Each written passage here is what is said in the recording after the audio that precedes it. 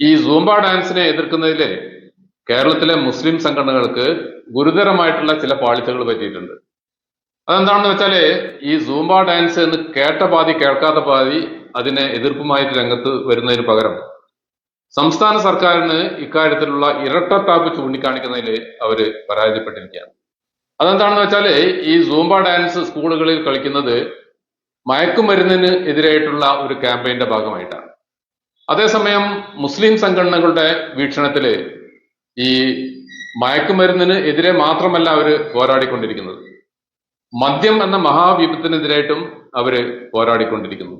അതേസമയം സംസ്ഥാന സർക്കാർ ഈ ലഹരിയെ ഇങ്ങനെ രണ്ടായിട്ട് പകുത്തുകൊണ്ട് ഈ മയക്കുമരുന്നിനെതിരെ മാത്രം ക്യാമ്പയിൻ സംഘടിപ്പിക്കുകയും മറുഭാഗത്ത് കഴിഞ്ഞ 9 വർഷമായി നിരന്തരമായിട്ട് മദ്യം പ്രോത്സാഹിപ്പിക്കുകയും ചെയ്യുന്ന ഒരു ഇരട്ടത്താപ്പുണ്ട്. ആ ഇരട്ടത്താപ്പായിരുന്നു യഥാർത്ഥത്തില് മുസ്ലിം സംഘടനകൾ ഉന്നയിക്കേണ്ടിയിരുന്നത്. ലോകാരോഗ്യ സംഘടനയുടെ കണക്ക് നമുക്ക് മുമ്പിലുണ്ട്.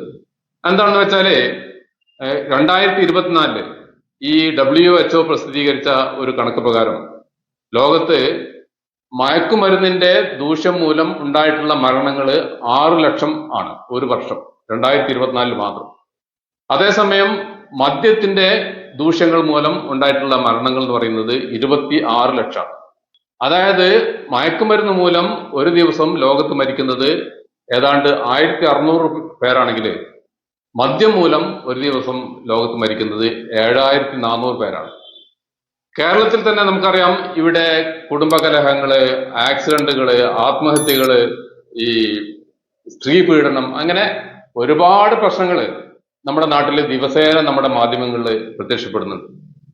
ഇതിന്റെ പിന്നിലുള്ള പ്രധാനമായിട്ടുള്ള കാരണം മദ്യമാണ്, അതുപോലെ തന്നെ മയക്കുമരുന്നുണ്ട്. അതേസമയം സംസ്ഥാന സർക്കാരിന് ഈ ഒരു ഭാഗം മൂടി വെച്ചുകൊണ്ട് ഒരു ഭാഗത്തെ പ്രോത്സാഹിപ്പിക്കുന്ന ഈ ഇരട്ടത്താപ്പായിരുന്നു യഥാർത്ഥത്തിൽ മുസ്ലിം സംഘടനകൾ ചൂണ്ടിക്കാണിക്കേണ്ടിയിരുന്നത്.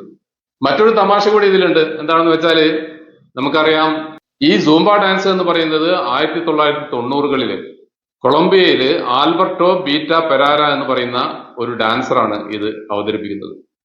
അതേസമയം നമ്മുടെ നാട്ടിലെ കൊണ്ടോട്ടിക്കാരനായിട്ടുള്ള ഒരു മുൻ സൈനികൻ, അദ്ദേഹം വളരെ ലളിതമായിട്ടുള്ള ഒരു വ്യായാമമുറ അവതരിപ്പിച്ചു, മെക്സ് 7 എന്ന് പറഞ്ഞുകൊണ്ട്. പക്ഷേ ഇവിടുത്തെ CPM-കാരും അവരെ താങ്ങുന്ന ബുദ്ധിജീവികളെന്ന് പറയപ്പെടുന്ന ആളുകളൊക്കെ എന്താ ചെയ്തത്? അത് തീവ്രവാദികളുടെ എന്തോ ഒരു ഗൂഢാലോചനയാണെന്ന് പറഞ്ഞുകൊണ്ട് അതിനെ ശക്തമായിട്ട് എതിർക്കുകയായിരുന്നു ഇവിടുത്തെ CPM-കാർ.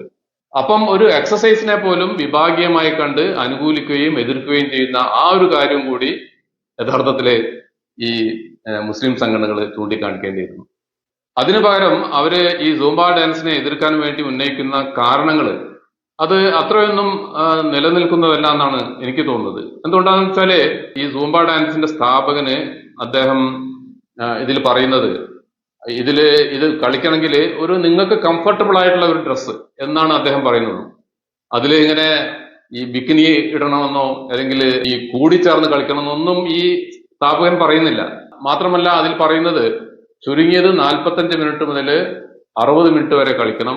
അങ്ങനെ കളിച്ചാല് 300 മുതൽ 600 വരെ കലോറി കത്തിത്തീരും, നിങ്ങൾക്ക് പേശി ബലപ്പെടും, ഹൃദയാരോഗ്യം ഉണ്ടാവും എന്നൊക്കെ അതിൽ പറയുന്നുണ്ട്. പക്ഷെ ഇവിടെ സ്കൂളുകളിൽ എന്താ കളിക്കുന്നത്? ഇവിടെ എന്തോ ഒരു പേരിന് വേണ്ടി ഇങ്ങനെ ഒരു പ്രതീകാത്മകമായിട്ട് കളിക്കുന്നു എന്ന് മാത്രമേ ഉള്ളൂ. മാത്രമല്ല ഈ പ്രതീകാത്മകമായി കളിക്കുന്നത് തന്നെ നമുക്കറിയാം, കുട്ടികളുടെ യൂണിഫോമിലാണ് അത് കളിക്കുന്നത്. അവരോട് വസ്ത്രം മാറ്റാൻ പറയുന്നൊന്നും നമ്മൾ കാണുന്നില്ല. അതുപോലെ തന്നെ സൂംബ ഡാൻസ് കൂടിക്കലർന്നേ കളിക്കാമെന്നും അത് ഇൻട്രൊഡ്യൂസ് ചെയ്ത ആൾ പറയുന്നില്ല.